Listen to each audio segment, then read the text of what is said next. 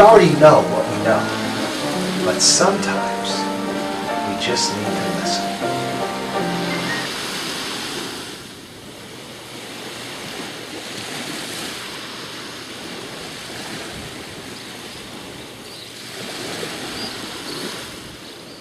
There's a lot going on right now in the news. We have the Voting Rights Act issue gone. We have the Trayvon Martin case going on. And we have some local issues. Mother or a pregnant woman hit by a stray bullet out by DeSoto Bass. Some other murders recently. There's a whole lot of things going on. You know, I find it, I guess for me, kind of distressing because it doesn't look like things are going to be getting any better. And if things don't get any better, who's going to be suffering? Black folks. And that's what we're going to talk about today. Because we need to get ourselves well. I was considering the welfare system recently. And you know, I'm not a Republican or conservative, but I don't think I'm a Democrat either. I was just involved in the last process simply because, you know, we needed a black man to be president simply for the sake of our young people. And he was an intelligent black man. And he far outclassed his rivals, yet they were disparaging him terribly. And so it just seemed to me like just the right time, Everything just seemed to be almost in a supernatural or divine kind of way. It just fell into place for Obama. And that to me is like a sign. As many of you know, and I mentioned in the first election, once he became president, that I was going to get my degree. And I graduated high school in '76, but that moved me to believe, you know, if something this amazing, this impossible, like an African-American president could happen, then there's something in the air, and it's time for everybody just to step in there and try something that you never thought you could do, or you never attempted, maybe you wanted to. And I did. I finally got my degree last year. It took me a minute, but I did it. So even in the face of the positive, as far as Obama becoming president, and how it was very amazing how black folks did rally. I mean, we did take some rallying because there were some grassroots efforts out there to make sure that we got out there to vote. But we didn't. And I want to suggest today that we just need to look at that and realize that when it came crunch time, black folks got together and did something, made something happen. Of course, a lot of white folks voted for Obama as well, but if it hadn't been for the black vote, it wouldn't happen. Of course, if it hadn't been for the white vote, but if it hadn't been for black people rallying and doing something constructive, and oftentimes, especially in the hoods of this nation, those things just don't happen. And I always find it, you know, even kind of amazing when I'm in the hood and I see like a young mother maybe get her electricity or gas shut off because, you know, didn't pay a bill because she didn't have the money. But then somehow, a mother with kids, somehow that day she gets her stuff turned back on. I'm like, if you can have that kind of ingenuity before an issue crops up, man, your life will always be well. You won't be going through the crises. If we can, first as African Americans, but as human beings, could begin addressing issues in our lives before they are large, before they are actually issues, we wouldn't be going through a lot of the mess that we're going on. And so now that the election is over, the second one, let me go ahead and talk about some things, okay? The welfare system, come on now. Well, maybe we'll start with this Voting Rights Act, because right now it's got everybody up in arms because that thing's being, you know, tossed. And I'm not, you know, exactly sure the details of it, but concerned with, you know, black folks being sort of put aside as far as their votes are concerned, not making special exception to ensure that black votes are happening. Okay, so special consideration, special exception. Because of the personalities and lifestyles and the way of black people, we need to have some kind of exception. Okay, come on now, you see where I'm going with this, right? We need to just grow up. Okay? This is like 2013. So we take the welfare system as well, okay? Come on now. We need to begin to address, I mean, look, we have particular mindsets, particular traits in our lives as African Americans because of a lot of the negativity that was dealt toward us a couple hundred years ago, even 100 years ago, even 50 years ago, and even more recent than that. But many of those situations are not happening today. But there's still this is still the fallout. This is still some of the results in our lives, a result of some of the negativities that were perpetrated against us. Like we can look at all the number of unwed mothers in our neighborhoods and fathers that are not there. Not only just unwed mothers, but unwed mothers with babies with multiple daddies, okay, in the same household. And we can then maybe attribute that to, the times of slavery and the plantations and just how things were and the mindsets and traits that were created because of those situations. But that situation doesn't exist anymore.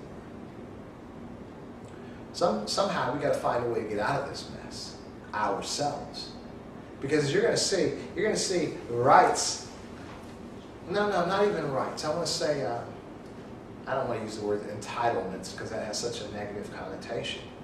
I want to say maybe exceptions. Exceptions being used for black folks that are going to be disappearing. And from my opinion, they need to be disappearing. We don't want to be handicapped. We don't want to be labeled handicapped, okay? To where they got to give us some extra help because we can't help ourselves. We just need to get it together. We need to just put down the weed. We need to put down the alcohol. We need to at least utilize some birth control. Come on. We need to get ourselves together. We need to get educated. There are some educational programs out there, educational courses out there. Maybe not exactly the most ideal ones, but we're not ready for those anyway. Like we're looking at this, for example, this Trayvon Martin case that's been on the cable news networks the past few days. We're filming this June 30th, just so you'll know, so you get to see where I'm coming from. But and I haven't been watching it because I've been working. I really don't have time to be watching the trial. This isn't like the OJ trial. But as I understand, I guess the young 19-year-old black girl that they've been really coming down hard on, she can't read cursive. She can't read script. Now, how is that? You got a 19-year-old girl that can't read cursive, and you think she's the only one? I'm suggesting today that we're just kind of jacked up right now. We've jacked ourselves up, but it's time to get ourselves together. I've always been a firm believer that it's never too late. Look at me. I graduated high school in 1976. I just got my degree in 2012. So I'm saying from personal experience, anything is possible. I was a man that was like out of shape from many years. Been on this workout program recently. I'm in better shape now than I've been in probably in 30 years. The journey of 1,000 miles begins with a single step. We need to get ourselves together as African Americans. We got to stop depending on the welfare system. I know there are a lot of other people on welfare. I know that there are more white folks on welfare than there are black folks. I know what people are saying, but if they just pull up Google Appalachia, that'll straighten them out. But we need to take care of ourselves. We need to get ourselves together. Let them be the only ones on welfare. We need to get ourselves together. We gotta put, I'm telling you, nobody's gonna help us, and things are not getting better for us. Now there are other groups that are progressing, like gay groups, and the Defense of Marriage Act was put down, and a lot of things for certain groups. Immigration bill is trying to be passed, and so for the immigrants. So other groups are having their way paved for them to a better life, but you have groups, the black groups, African American groups, are having their exceptions pulled away from them. And I'm saying is, you might think it's not fair, But I'm thinking that, that baby bird doesn't need to live up in that nest. It gets pushed out after a while. We need to come to realize that even though motivations of individuals might not be correct, it might be the best thing for us to get up out of here. I was at NCR for 13 years. Back in '94 when AT&T took over, we were up losing our jobs, thousands of us. I volunteered, took a buyout, they gave me an extra few thousand. I just left.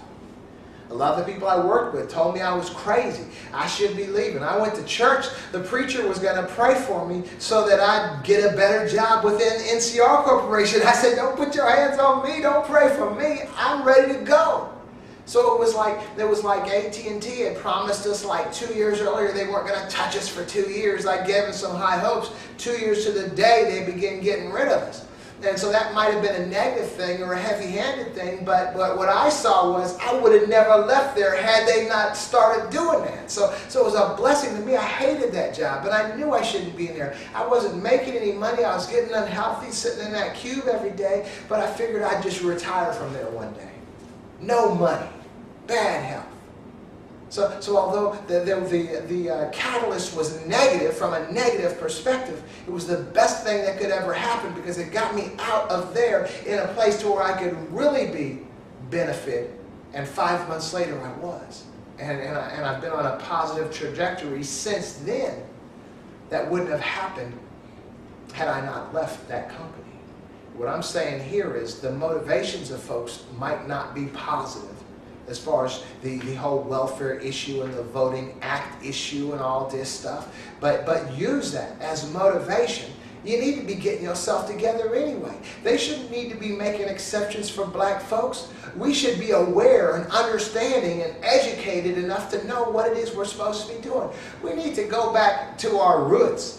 We need to recognize that we were brought here from another nation, from other nations that were prospering, okay? We need to recognize that the slave mentality that we've gained over 300-400 years in this nation, I just need to be living on Master's plantation. He needs to give me a place to live. He needs to give me free food. He needs to give me this, give me that, give me this. That's that slave mentality that we have inherited over all those years. I'm suggesting it didn't do us any good then, but it was survival. But today, it's a detriment to our lives. I know they grab these black Republicans and put them up there, and it's really, really aggravating listening to them talk like this, but the reality is they got a point. Some of the points don't need to be made in front of everybody, especially when a black president is trying to become, is trying to get elected. But now that he's there, let's talk about this stuff.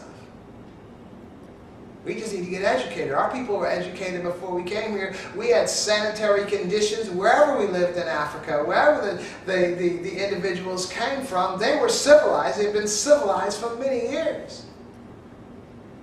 I'm just suggesting that we need to somehow recognize the negatives in our personality traits and the things that we have bought into that seem to be okay but are not okay. If it's anything about getting something for free, it's not good. That means you're handicapped. That means that you might as well just get one of those little blue handicap stickers, and just stick it on your forehead if you have to have the government taking care of you. And I'm saying you don't. I'm saying you have tremendous potential, but you need to recognize that you have to be a man. You have to be a woman. And we have to begin raising our kids to recognize that it's not okay just to let the government or massa take care of us on the plantation. That we need to be free. You need to understand that even during the slave trade, when the slaves were emancipated, that the slaves, many of the slaves left. And they lived terrible lives, destitute lives. They had more food on the plantation. Many of them, everybody wasn't terribly treated on the plantation, but most of them were. But there were some that left a pretty good place. At least they were eating and had a place to stay, and went out into the world and did worse. And then there were other slaves who weren't even doing well at all, but they found comfort and safety in their minds, believing that this is the best place for them to be. So they stayed on the plantations. And when the slaves were freed, when the slaves were emancipated, all the slaves didn't leave. Some chose to stay because that's all they knew. That's where their comfort was. They were afraid to get out. They didn't think they could make it on their own. And so we need to recognize that now that's where we are today. If you're living, in the housing and that's given to you by the government, if you're getting free money by the government, if you get and all this stuff, come on now, that's the plantation. We have to come to a place where we need to get off of that. Get out of that. And raise our children to recognize that they are better than that. They don't have to. I was talking to my daughter the other day. And I was talking to her about the wisdom of parents, how we have so much wisdom. And I explained to her, I said, you know why parents have so much wisdom? She's like, no, Daddy, why? I said, because we made the mistakes. We made the mistakes when we were younger. And that's why we know now what you shouldn't do. And it's like me, my son graduated from UC last year. He's in a great job. He's making more money than me. He's doing well. He's happy in management, I just got my 2-year degree last year. But he just got his bachelor's degree from the University of Cincinnati last year. We graduated the same month. But he did something that I couldn't do, that I didn't do, that I didn't have the wisdom to do. But I was able to impart wisdom into him, and he did better than me. And I'm expecting that his children, he will be like me and begin to help his children be better than he was. And the generations will become better and better and better. That's the way it's supposed to be. So I'm not necessarily ragging on the situation of your life right now, because there are mistakes. We're all living with mistakes that we have made in life. But let your children see you getting out of the mess that you were in. I didn't have to get my degree, my associate degree last year. It didn't bring any more money into my home. It didn't change the status at my job. I'm okay. But it was an idea. It was, this must be important to Dad. And it wasn't easy either, especially that college algebra. It took me a year of math classes just to pass that college algebra class. It was not easy, but it was important. It was important for me to begin to change the value of education from what I had when I was a young kid. I don't even need good grades in high school. I'm going right in the Air Force to boot camp as soon as I graduate. That was my attitude, and I didn't care. I didn't care what my grades were in high school. I knew at 17, when I graduated, in that September, a couple months later, I was going to be at boot camp. Crazy. I mean, my father begged me, to go to college and all this, but I had already blown high school.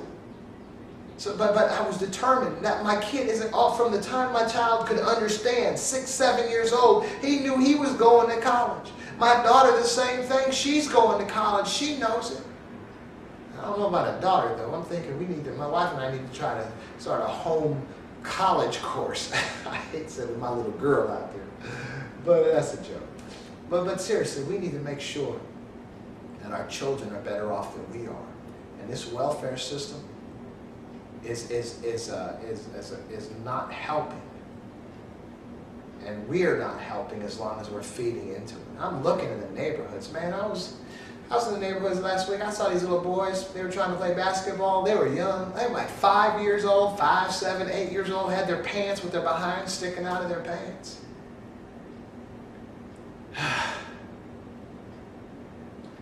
Young people, even the older ones, high a lot. Older ones than that, I saw the old guy riding down the street on a bicycle with a 40 ounce in his hand. Another guy, I think he was about 25, 28 years old, pushing a lawnmower at the end of the day with a 40 in his hand. I mean, these are the examples that these young kids are looking at. I remember coming up, man. I remember the coolest guys. And they were smoking weed. I mean, everybody was smoking weed back in the 70s and all, pretty much.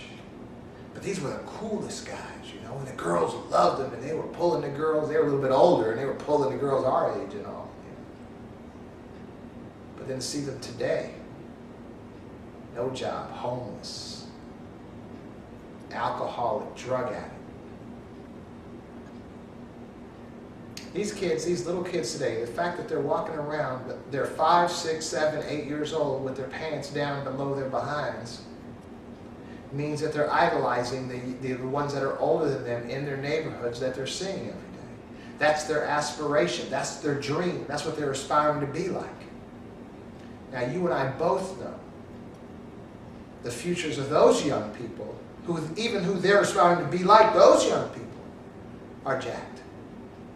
I see one guy in the neighborhood. He doesn't know this, but I know this, but he and my son went to high school at Chaminade together. My son told me, and I knew the guy, that I knew this young person. I see it now. My son is on this way in management, on this upward thing, and doing well, and this guy's sitting on his mama's porch with his pants halfway down his behind, smoking a blunt.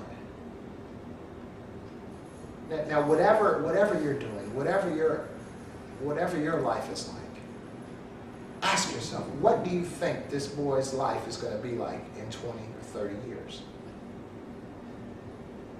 And as far as the government goes, you got to know, and I may be wrong, but there's not going to be another Obama in office probably in our lifetime, okay? And these the Republicans, I mean, Hillary might be president this next time coming around, but after that, there isn't anybody. They're going to be so pissed off and so rallied, if they ever get wise, and figure out what the heck's wrong with them. I mean, the GOP I'm talking about.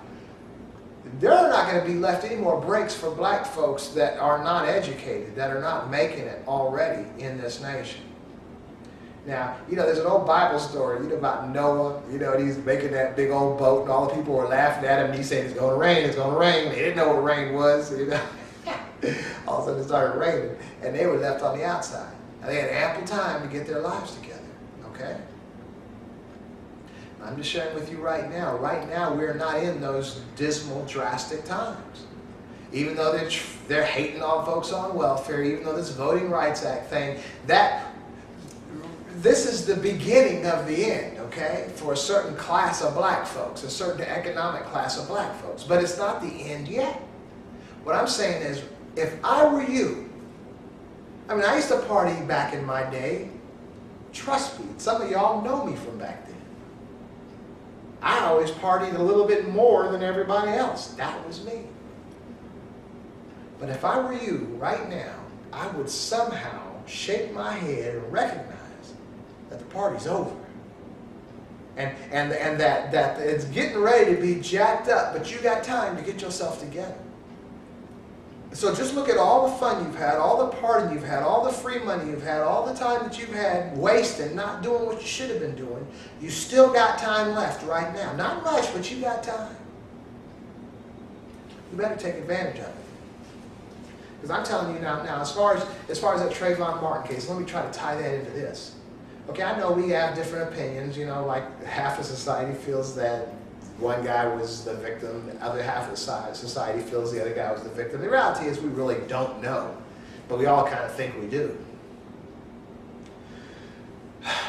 But now from a black man's perspective, we got Trayvon Martin visiting in this neighborhood. Something about how he was holding his pants. See, I don't follow the news that much, but I hear my buddies talking about it at work. How he was holding his pants, probably holding his pants up because he didn't have a belt on. Whatever he was looking like, whatever he was doing, some of his Facebook pictures look kind of out there. But, we all look kind of out there on some pictures that we have, in our photo albums. What I'm saying is, just say that Trayvon Martin was the victim. Could anything that his parents had been about had prevented him from being in the wrong place at the wrong time? And I'm not even saying it's his fault. I'm just saying that there are certain lifestyles that as parents we accept. Our children float along in those lifestyles and end up in places that they shouldn't be. You see what I'm saying? Do you see what I'm saying? So I'm not blaming it on the young man, but I'm saying, could it have been different? If you recognize you got sharks, like I'm a swimmer, Took all the swimming courses, life-saving, junior life-saving, life-saving. I mean, I swam in oceans. I've been out in Turks and Caicos in the oceans. I've been in the Bahamas. I've been overseas, Japan. I've been in the oceans. I swam, not swimming hard, you know, swimming close to a boat and all, I mean. But I can swim. But you know, more recently, I've gotten kind of chicken, actually. And I'm very leery about going in the water. And I was just telling my wife recently, the next vacation we go on, you know, I might want to go to Ireland or something. I don't know if I want to go somewhere where there's the beach. Because I don't trust those creatures. And I'm saying is, okay, let me tell you a story. I hate to bore you with this, okay? Something happened to me maybe about 15 years ago. That's my son, the one who just graduated from college last year. He's 24. When he was about 10 years old, my wife and I took him on vacation to Florida. Oh, was it? Yeah, it was in Florida. At some park, could have been Disney. I think it was Disney. And we were in this giant pool. It was a wave pool. You know what that is, right? Where you're in there and these waves come crashing. Now, I'd never been in a wave pool before. I could swim. I've always been a swimmer, as I shared with you. So everybody was in the water. My son and his friend were over here in the water, and we're all got these little donuts, you know, the things you float. And I had this particular donut, and I had put it on me, and I was just waiting for the waves to hit. And this wave hit, and something happened. I flipped a little bit. I swallowed. I was drowning. And then I was stuck in this donut in the wrong position. I was drowning. I'm trying to get out. And I'm only, for real, I'm only like 5 feet from the edge. And I can't get to the edge. I'm drowning. I'm going under. I can't get out. I'm thinking I'm getting ready to die. So even though I'm in this traumatic situation, the first thing I'm thinking is, where's my son? Okay? Because in my mind, as a dad, whenever my kid is with me or my children, I'm their protector. And so if I'm going down, I'm not going to be able to protect them. I got to find out where they are. So I looked around and I saw my son. He was way off in the real deep end of this wave pool, sitting on top of a donut, okay? And he can't even swim as well as me. I know I'm getting ready to go down, and if something happens, I can't help him. So I'm calling, even though I'm drowning, I'm calling to him, Martin. I'm trying to tell him, get out of the water. Get out of the water. So finally I get his attention. He sees me and he starts waving at me. He thinks I'm waving at him, man. I'm trying to tell him to get out of the water. And he's just waving at me. And finally, after a while, I finally saved myself. And then I made him get out of that water. And what I'm using that as an example is that sometimes as adults, we feel comfortable or not really that concerned with certain situations of our lives that may not be the best situation. And then we have children, and really what we've done is we validated that situation because our children are looking to us for instruction. Our children are looking to us for validation. Is this okay or is this not okay? Whether you believe it or not, your children are watching you just like that. So my son, who couldn't swim like I could swim, and I was drowning, he was in the farther deep end of this wave pool, just goofing around because he thought it was safe because Daddy validated that it was a safe place to be. You see what I'm saying? Oftentimes, we as parents, because of our ignorance, create a negative path or a negative trajectory that our children are on because we didn't realize, or we were just so used to being in something that wasn't really good. And I'm suggesting today, when we look at the situations that we're living in, our system, or some of the entitlements and things that we think we should deserve and all this stuff, when they're gone, where are our children going to be? And what path have we sent them on? So I'm just giving you something to think about, something to realize that it's not too late right now. We can get ourselves together. Yeah, I've proven that. Getting in shape like I've gotten in shape over the past 3 months, it's amazed me. I posted this picture on Facebook of myself. You know, I've been doing on my 3rd day of workout, my 2nd week of workout, my 30 days, and a couple days ago, my 88th day. I think people are getting sick of it. But I was looking at this last picture of me, and I'm like, couldn't believe it. That we have so much potential that's not even being realized because we've never considered to exercise in a particular way, or to eat right in a particular way, or to live differently, or to make certain kind of financial and living decisions in certain ways. It's not too late. It's not too late right now, but eventually it will be. It will be. So I'm just leaving you this little message to say, hey, come on now. You're still here. You're still kicking. It's not over yet, but it will be. Get it together.